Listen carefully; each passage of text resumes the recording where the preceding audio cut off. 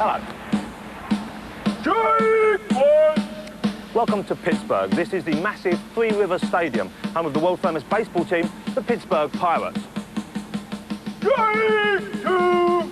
it's also the home of the two men who took zombies out of the graveyard and put them back where they really belong, on the big screen. Strike three! Get ready to meet the kings of modern horror, Tom Savini and George A. Romero.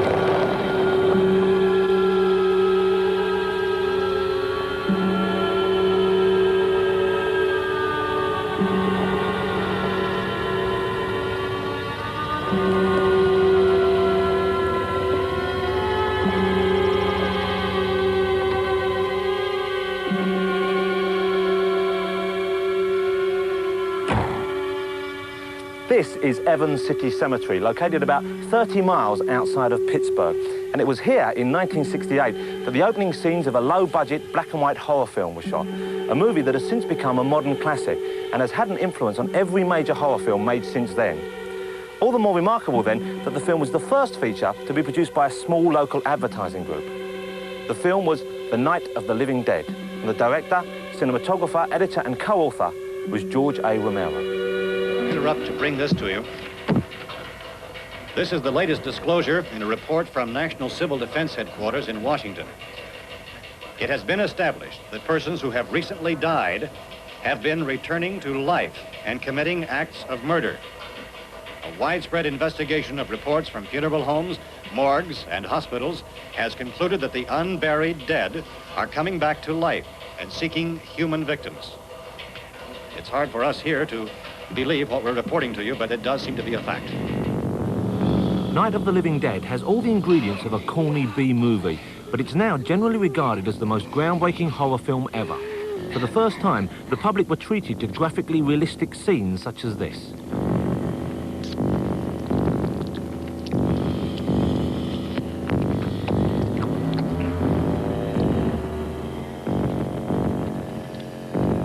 There was no MPAA at that point. There was no ratings board at that point. So there was no panel of experts that were issuing dictates or reviewing films and saying, well, you can leave this in, but you have to take that out. But there was this unwritten law which came from, over the course of years, that you had to sort of stand back and be polite and just show the shadow and not show the knife entering flesh. And I just didn't see. I didn't know why. And, I guess from having been weaned on EC comic books and things like that, I just, well, why can't we do that? And why hasn't anyone done it? I didn't think so much that we were breaking down barriers as probably my first thought was, well, why didn't anyone ever do it this way?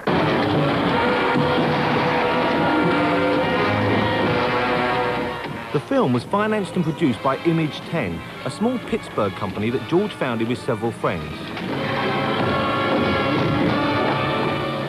Their only previous experience had been local television commercials like this one. For a natural man, and I take my pleasure natural as I can. Well, there ain't no pleasure like a natural brew. Tall and cold, and Duke is a natural here for the natural man. George and I were having lunch at Samrini's bar, a bar similar to this diner, and which is out of business now. And we were kind of discouraged about doing commercials and the fickleness of the clients. And I said, what if we got 10 of us together, just, 10 friends and the people that we work with every day, and everybody kicked in $600, and we'd have $6,000. Could we do any kind of black and white movie on that?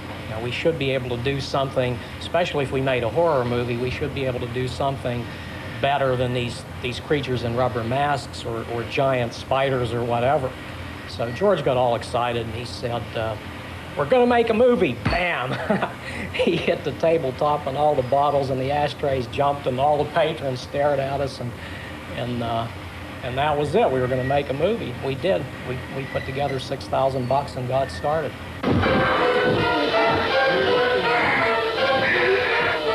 The film examines the plight of a group of people who have taken refuge in a farmhouse as the bizarre phenomenon of the living dead begins. Shot in grainy black and white and with extensive use of handheld camera, it has a documentary feel to it that adds to the terror, with many critics interpreting its style and bleak tone as a critique of late 1960s America.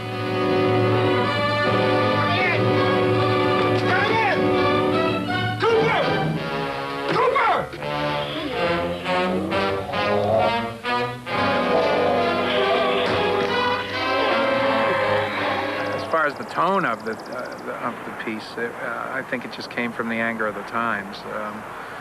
It was 1968, and nobody was in a very gleeful mood about the way the world was going, and so it just seemed appropriate to put those themes into the film as well.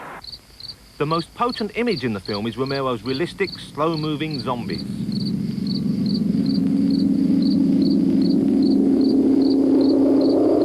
Zombies were all friends of ours and people from, we had a film company, myself and some of the other guys that were involved had a film company. We were doing commercials and industrial films here in town.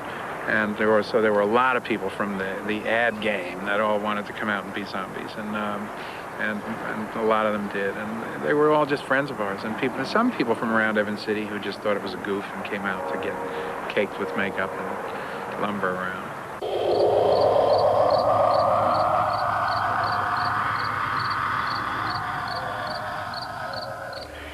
I played Helen Cooper, the lady in the basement, and also a ghoul, one of the ghouls who eats the insect on the tree.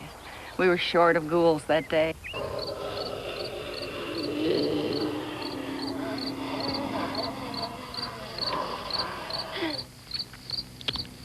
I was Harry Cooper, the one who said it was a lot safer in the basement because there were a million weak spots up here on the first floor. And he was right. As it turned out, I was right, yes. Look, you two can do whatever you like. I'm going back down to the cellar, and you better decide, because I'm going to board up that door, and I'm not going to unlock it again no matter what happens. If you box yourself in the cellar and those things get in the house, you've had it. At least up here you have a fighting chance. Yeah, it looks like about 8 or 10 out there now. There's more than there were. There are a lot out back, too.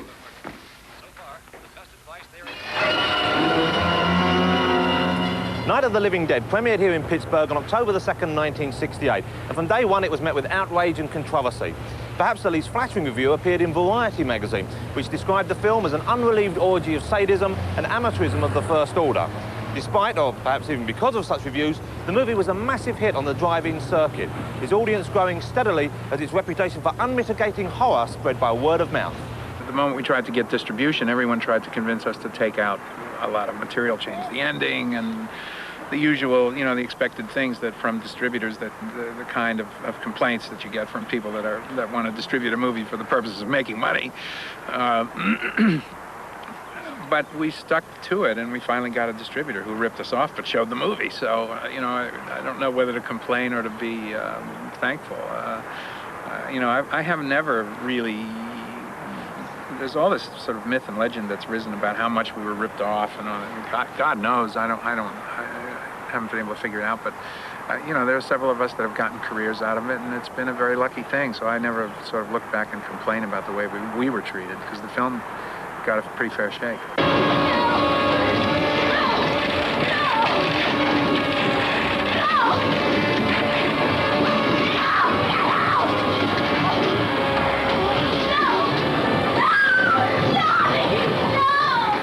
Probably the most groundbreaking and influential aspect of the movie is its ironic and unhappy ending. Everyone dies. I asked Romero how he felt today about the new realism he brought to screen violence. When On the Waterfront came out, everyone was in shock because he told the priest to go to hell, you know. And I just thought that, in retrospect, gradually, that, well, we were sort of just one more indication of time moving on, and that, you know, couldn't wait for them. Remember when they started to say shit, and then I couldn't wait for the day when you could say fuck. And, you know, just because it all seems so silly to me that why not, you know? But do you think that kind of progress is always a good thing? Because now the kind of trend, which to an extent you started by showing people eating things and you showing the gore, has now got to the stage where often the films have very little content as opposed to that.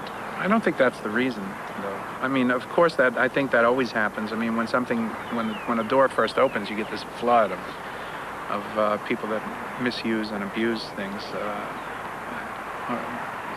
You know, but the door has to be opened, or else you'll never be able to use it properly.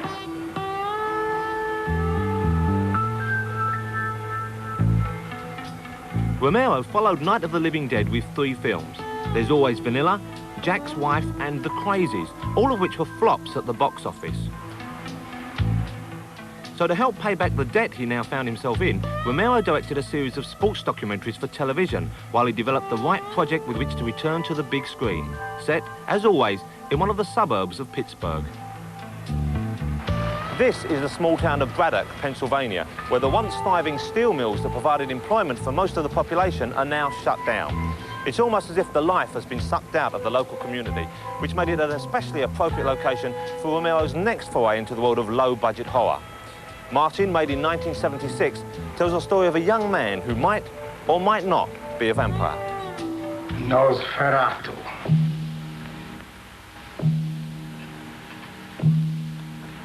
Nosferatu.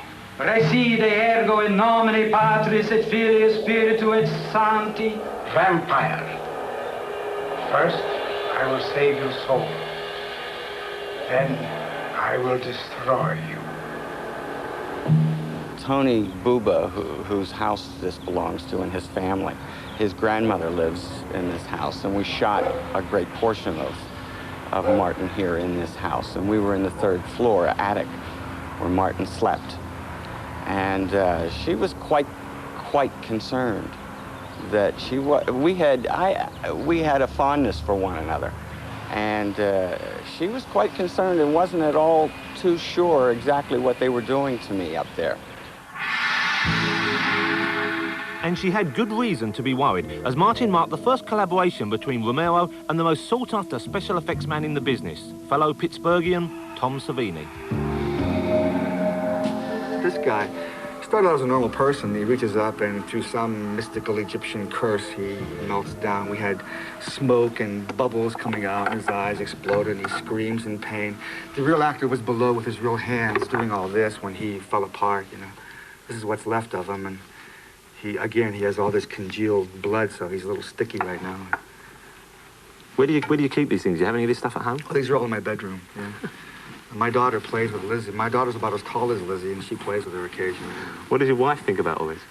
You know, my wife is not impressed. She'd rather have a normal bedroom, I think. That first read you get on him is absolutely true. I mean, he's so energetic and so responsive and so in love with the work that it's very hard to deny Tom, you know.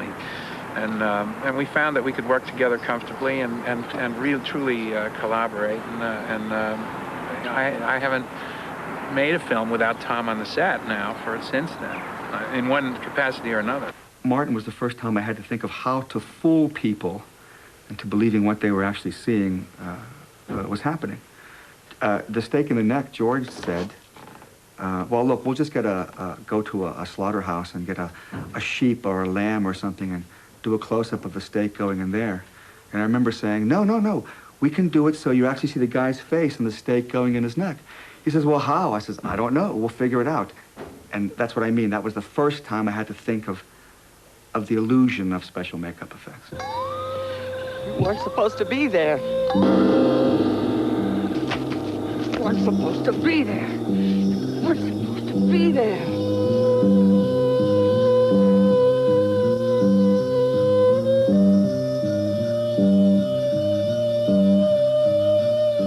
But despite his behaviour, the film manages to remain deliberately vague as to whether or not Martin is really a vampire. That's always been left a little ambiguous. I think it's kind of interesting for people to see it and maybe make a choice for themselves. He was certainly psychologically disturbed. But I don't know whether I want to make a statement as to whether he is or isn't. I think it's better left up in the air. I warned you, Martin. Nobody in the town, I said. Nobody in the town. I heard about Mrs. Santini. Do you think I believe she killed herself? Do you really think I believe this? Your soul is that, Nosferatu.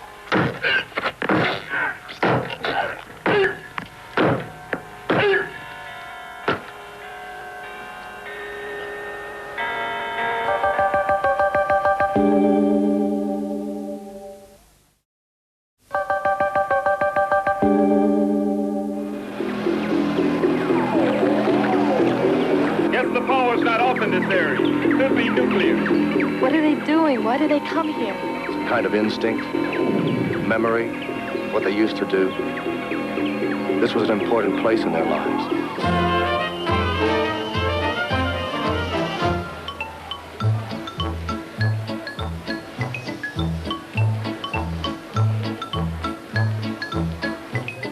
Romero finally returned to the zombies with which he made his name in 1978, 10 years after their first appearance, in the bigger, bolder and bloodier Dawn of the Dead. The posters for Dawn of the Dead exclaimed, when there's no more room in hell, the dead will walk the earth. Maybe they should have read, when there's no more room in hell, the dead will go shopping, because this is where most of the movie takes place, and the massive Monroeville shopping mall a few miles from downtown Pittsburgh. In the movie, a handful of humans hide out in the storerooms above these shops, while the living dead wander aimlessly around below them, stumbling on the escalators and dragging now useless consumer appliances behind them.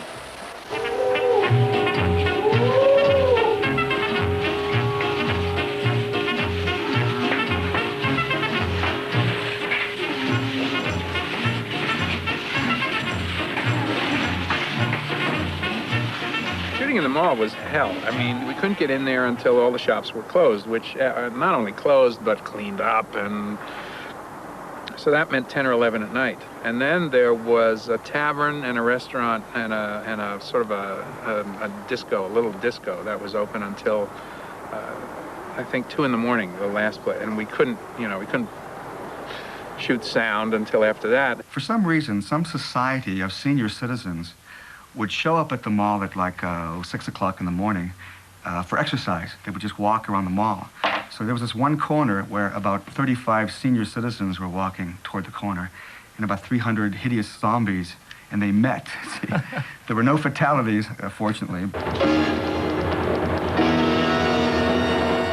It's in Dawn of the Dead that the team of Savini and Romero really came into their own. Although it's more of an action-adventure shocker than straightforward horror film, Romero takes the story of the zombies one logical step further.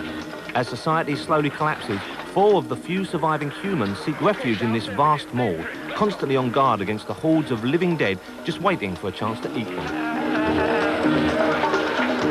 Most of them were assembly line zombies. We would make generic appliances, small, medium, and large, and if you fit that particular size, that's the zombie that you would be. These creatures cannot be considered human. They prey on humans. They do not prey on each other. That's the difference. They attack and they feed only on warm human flesh. Intelligence? seemingly little or no reasoning power, but basic skills remain are more remembered behaviors from normal life. Some zombies were just people who looked like they were fresh from a funeral parlor, made up real pretty like a mortician would do, and he walked around in a nice business suit. And, so yes, we did try to think of making them look like people who had died in great ways, great ways, yeah. How do you die in a great way? Interestingly, visceral, gory ways,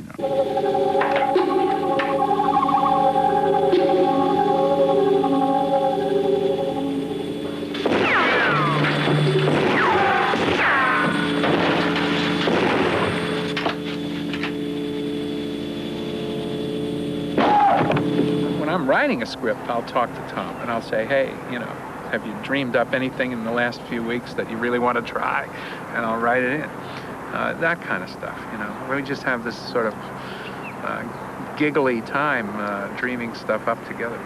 A person listening to our conversations, it would have been incredible, But for us, it's something that we do every day. I mean, look around you, there are severed heads, there's people with their faces melted off, and for us, it's an art. It's there's a lot of sculpture involved. Most people, when they see the film, they just see gore. They just click into the gore, and they don't realize how much sculpture and mechanics, photography and mechanisms and chemistry goes into it.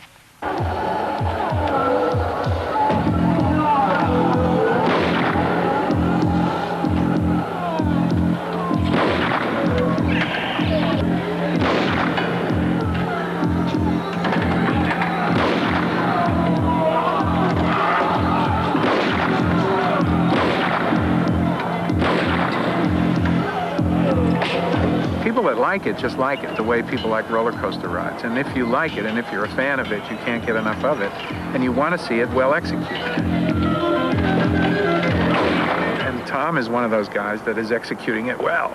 And so I think that's why people are, in love with the films. I mean, he has his own fans that will go see a Tom Savini film, not caring about who the director is or who the writer is or who any of the other people are.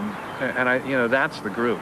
I haven't examined it to find out whether there's a real sociological reason, but I've always just sort of thought of it something that's sort of come up with rock and roll and with punk and with this attitude of let's, sort of fart on the establishment or something. And it's always been part of that subculture.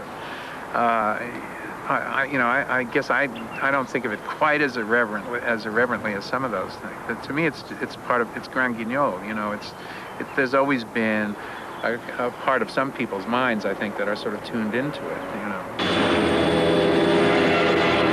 Roger!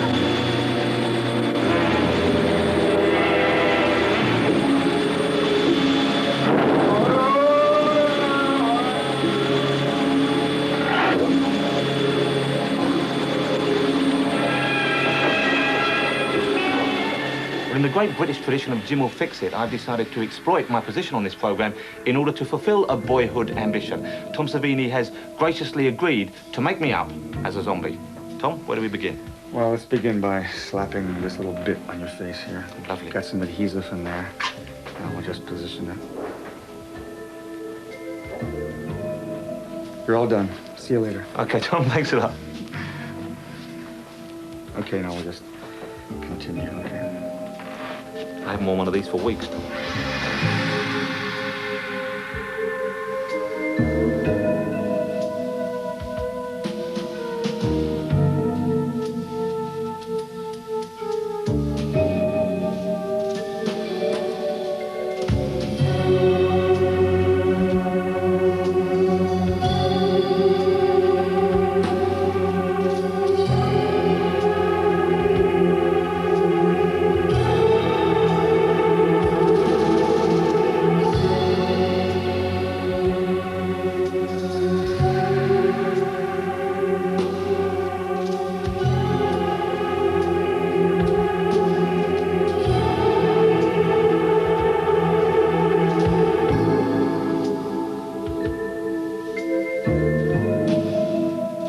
The whole process was neither as painful nor time-consuming as I'd expected, taking only about 20 minutes. And there you have it, a remarkable improvement, even if I do say so myself.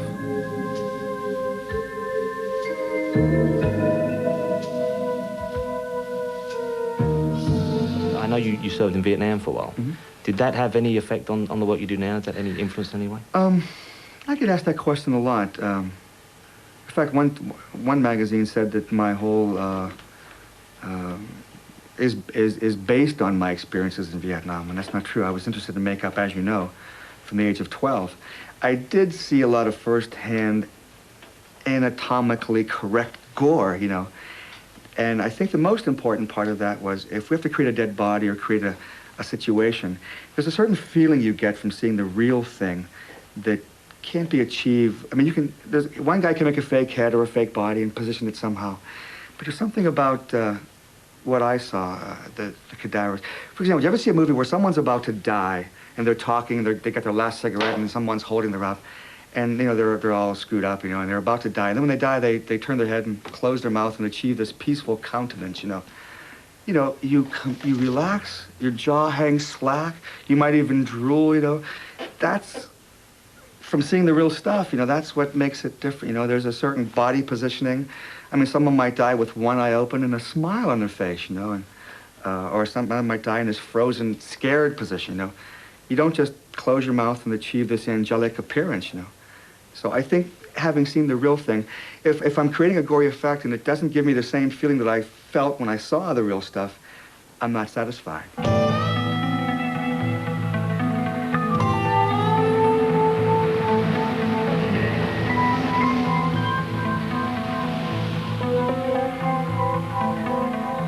Throughout his career, Romero has worked almost exclusively here in Pittsburgh, and like all regional filmmakers, his chosen town has heavily influenced his work.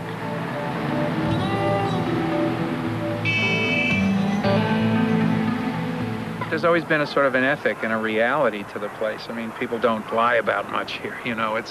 Things are the way they are, and it's just part of that. It's a part of the American heartland that's, I guess, similar to the farmland, only it's the other side of you know, it's the other side of commerce. It's that industrial strength that this country used to have. It's a thing of the past, but it's still reflected in the muscle of the kind of people, I think, that live in places like this.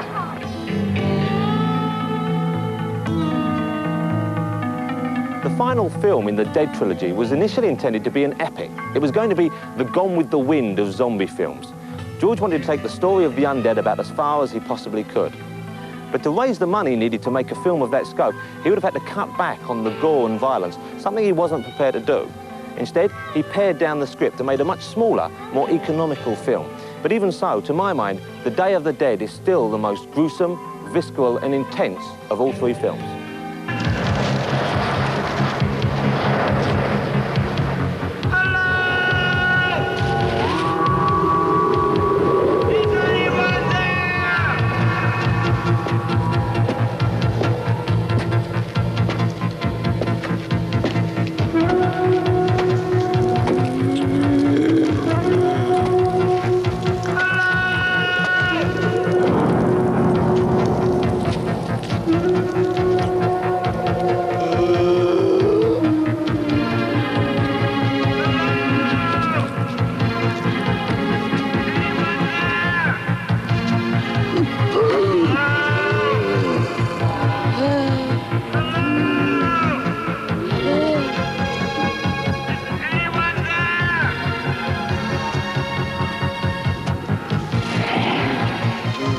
About one of, not necessarily the last, but one of probably several nests of humanity that are left. It was a military group. They were there for research. And of course now the need for what they're doing is all but gone, because with society gone, you know, who are they going to report to if they find anything out? And all of a sudden when that structure is gone, they don't quite know how to behave, or they cling to old behaviors, and no one talks to each other, and nobody communicates. And there's this sort of tragedy about the lack of human communication causing chaos and causing a collapse of even this small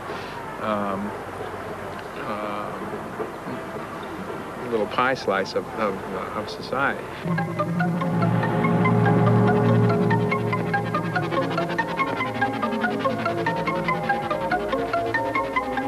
George's films always avoid the stereotypes and cliches of Hollywood.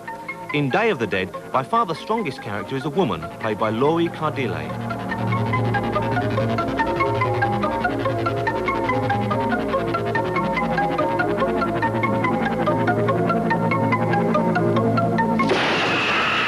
He could have made me this sexy little twit, not bouncing around with a gun and, you know, much more the sexual element. And, but he made her intelligent and strong, and in fact, whenever I would try to make her a little more emotional, he would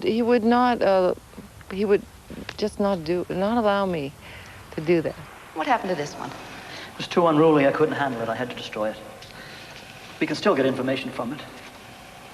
Dr. Logan, we are losing the cooperation of the men.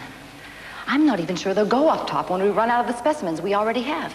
I'm not sure they won't just try to shut us down completely. Well, I'll show them results. I'll show them results. I'll show them that these creatures can be domesticated even without the surgery. Knowing what they are, we can begin to approach them properly, condition them, control them. We've got to do this, sir. It's our only hope.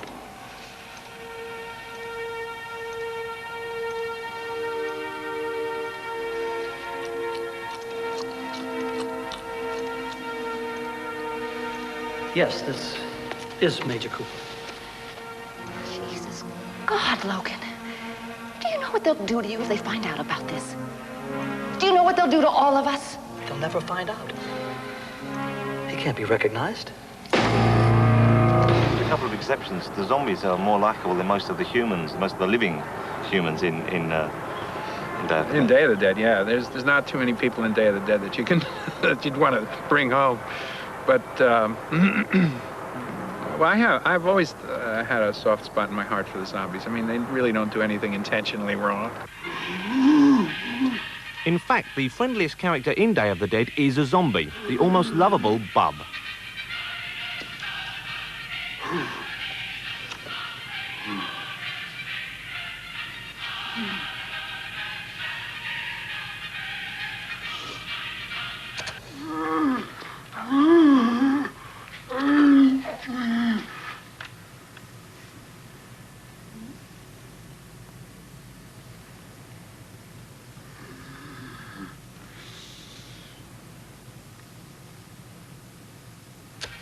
I've always been sympathetic towards them, I think. I think I've always treated them sympathetically, even the ones that are, you know, that get the humans in the protagonist in the most dire situations. I never make them out to be just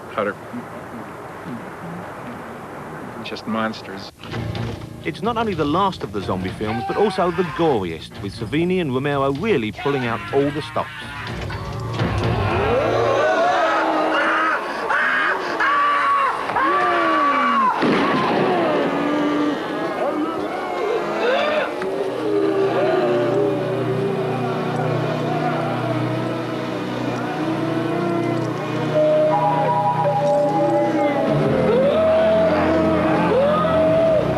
Day of the Dead, we tore a guy in half and we filled his fake body with intestines and chicken parts and things like that, and he was trapped underneath the floor so that we could attach this body to him. Now he was trapped, and unfortunately the entrails that we had in our refrigerator, someone unplugged the refrigerator 2 weeks before this, and they were rank. I mean, they were really awful. So the zombies in the scene had their noses stuffed with wax so they couldn't smell it, but this poor guy trapped in the floor, he was ready to throw up when it was over. The smell was incredible. So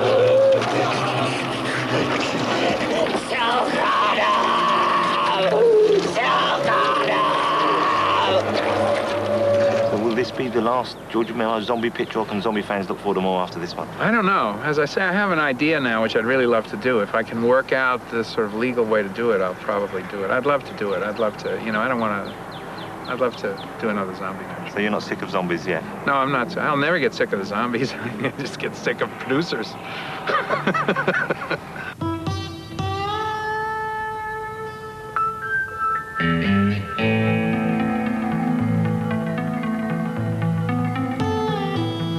But although George seems to have kicked the zombie habit, Tom Savini certainly hasn't given them up. is currently planning to remake the original Night of the Living Dead.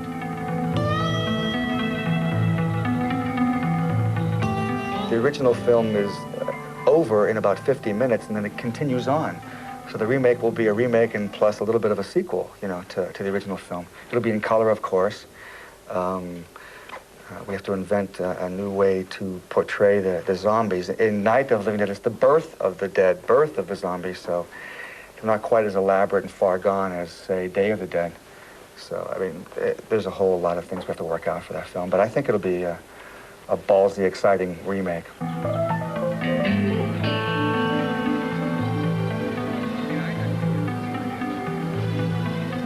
As for George, he's just finished a thriller called Monkey Shines and is currently working on an adaptation of a story by Edgar Allan Poe. But despite his reputation, I asked him if he found it frustrating to be known only as a director of horror films. I wish that people wouldn't use pigeonholes, but they do. And so it's sometimes disturbing to me when there's something, particularly when there's something that I really like, or a script that I really like, or a novel that I really like, and try to go after. And when someone says, well, gee, that's not your kind of thing, is it? You know, I don't know. When you want to do something like make movies, you just want to make movies. You know, you don't grow up saying, gee, I want to make war movies, or I want to make jungle movies, or, you know, I just want to make movies. And I'm sure that there is, and I'm sure that certain filmmakers, and probably myself included, have a certain kind of an affinity or more talent for one thing than another. But it's disturbing that you don't, because it's such an expensive medium, you just don't get a chance to try your hand at things. And so that's bothersome. On the other hand, it's given me a great career and a comfortable life and everything else, and so I can't really complain about it in that sense. And I do love it. I love the genre, so I don't, you know, it's cool.